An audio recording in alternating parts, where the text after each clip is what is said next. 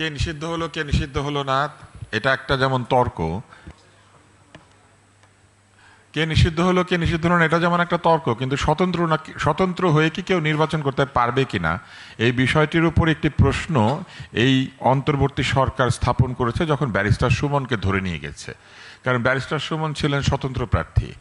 এখন আপনি যখন একজন স্বতন্ত্র প্রার্থীকে বলবেন যে আপনি দোষর এবং তারপর তাকে ধরে আটকে রাখবেন, তাহলে তো বলতে হবে যে স্বতন্ত্র হলেও দোষর চিহ্নিত করা যায়।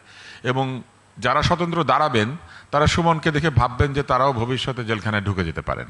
ফলে অন্তর্বর্তী সরকারের যে ধরনের নিরপেক্ষতা দেখানো প্রয়োজন ছিল, স্বতন্ত্র নির্বাচন করেছিলেন, সুমন স্বতন্ত্র নির্বাচন করেছিলেন এবং তিনি নৌকাকে পরাস্ত করেছিলেন। এখন নৌকার লোকই যদি স্বতন্ত্র এসে দাঁড়ায় তাহলে একই ঘটনাটাই ঘটবে, যে কারণে সুমন জেলখানায়।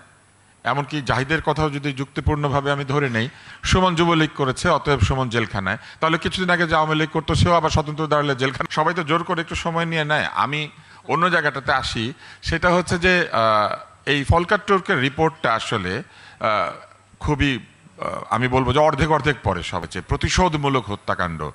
এখন এই প্রতিশোধমূলক হত্যাকাণ্ডের বিষয়টি যদি সত্য হয়ে থাকে তাহলে বাংলাদেশের আইনে প্রতিশোধমূলক হত্যাকাণ্ড কি জায়েজ? এইটা কি বিচারের মধ্যে পড়বে না? এইটাও তো আমাদেরকে আইনের মাধ্যমে করতে হবে। ফলে যে কোনো হত্যাকাণ্ডকে আমি মনে করি যে বিচারের আওতা আনা উচিত। কোনো একটি দেশে যখন হত্যাকাণ্ডের বিচার হয় না তখনই সেখানে হত্যা সংস্কৃতি তৈরি হয়।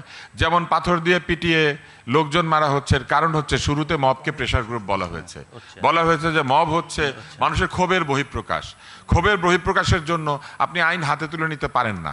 এবং এই অন্তর্বর্তী সরকার ঠিক বাংলা ছবির শেষ দৃশ্যে যেমন একদল লোক এসে বলতো আইন হাতে তুলে নেবেন না প্লিজ, তারা মবকে বলেছেন প্রেশার গ্রুপ, মবকে বলেছেন এটা ক্ষোভের বহিঃপ্রকাশ, মবকে বলেছেন সেলিব্রেশন। ফলে এই যে মবতান্ত্রিক সংস্কৃতি, এটা থেকে যদি বাংলাদেশকে বের করা না যায় তাহলে কিন্তু এই পরিস্থিতি চলতেই থাকবে। এক হাসিনা চলে গেছেন, নতুন হাসিনা আসবেন। হাসিনাদের আসা যাওয়া আমরা বন্ধ করতে পারবো না যতক্ষণ পর্যন্ত আমরা নিজের আইনের শাসন প্রতিষ্ঠা